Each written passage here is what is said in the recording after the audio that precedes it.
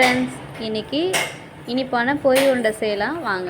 அதுக்கு ஒரு வெல்லம் ஒரு அரை கட்டி எடுத்து அதில் கொஞ்சம் சால்ட்டு சேர்த்து பாகு மாதிரி காய்ச்சிக்கலாம். தண்ணி வந்து கொஞ்சமாக விட்டுக்கலாம். நல்லா கம்பி பதம் மாதிரி வரணும். அப்படியே கோலி உருண்டை மாதிரி தண்ணியில் போட்டோன்னா உருண்டி வரணும். வாங்க இப்போ செக் பண்ணி பார்க்கலாம். ரெடி ஆயிடுச்சு. இப்போ ஆற விட்டுக்கலாம். பாருங்கள், சூப்பரான பாகு ரெடி. இப்போ ஆறடிட்டு பொரி ஆட் பண்ணிக்கலாம். லைட்டாக சூடு இருக்கணும். நல்லா கலந்து விட்டுக்கலாம்.